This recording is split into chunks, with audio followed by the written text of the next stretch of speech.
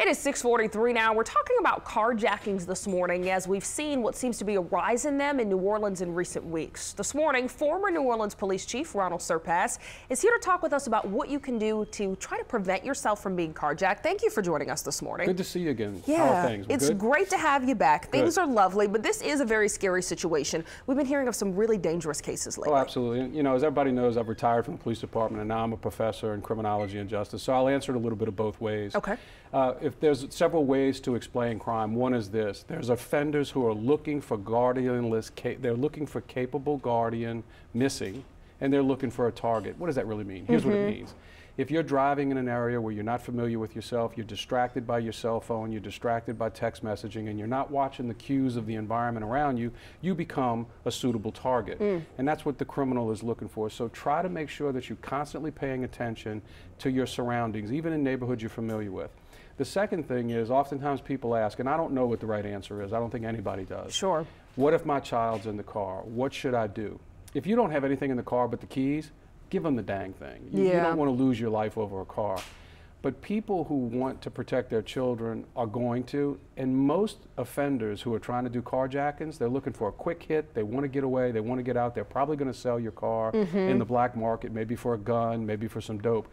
If they know a kid's in the car, probably it's too much of a lift for them too, and they might just go away.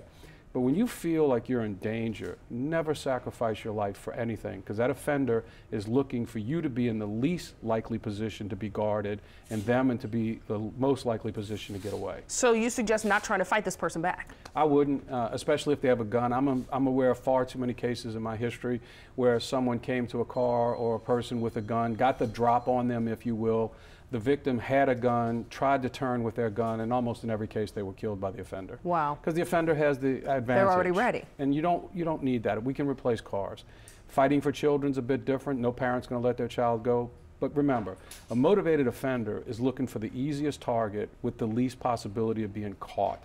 A child increases your possibility of being caught. Sure. Maybe you can negotiate that, if you will, in those few seconds. Yeah, and it's simple things like you said, being aware of your environment. What about a simple thing like driving with your windows down? Does that make you more susceptible? I think that people can drive with their windows up or down, because if somebody approaches you with a gun and they're pointing it at you, it's going to change everything about your moment, the way you're thinking. Really, the key is this: we are so distracted as drivers now. We're looking at our phones, we're looking at our text messages. The clues that are all around you, because candidly, that's exactly what the criminal's looking for. When the criminal comes to that corner, if they see there's bad lighting, if they see there's only one car, if they see that you're distracted by your phone, you're becoming more attractive as a target every moment. And that's one of the three pieces. I want to commit a crime, I see something I want, and there's not a guardian to stop me. Let's keep guardianship up, better lighting, better control, command. And one thing I used to tell people all the time when I was a chief: if you're a single person at 2 o'clock in the morning in a place where you're uncomfortable and someone approaches you and it's a red light, safely go through the red light, and if the cops gives you a ticket, come see me as the chief, because I'd say crazy. Let those people feel safe. Yeah, you want people to feel safe. Thank you very much for this information. We're going to continue this conversation in our next half hour. We're going to go more in depth with former Chief Surpass's advice for people who have children in the car if you're carjacked. We'll also talk about how he thinks the NOPD is doing enough to respond to these incidents. Dave?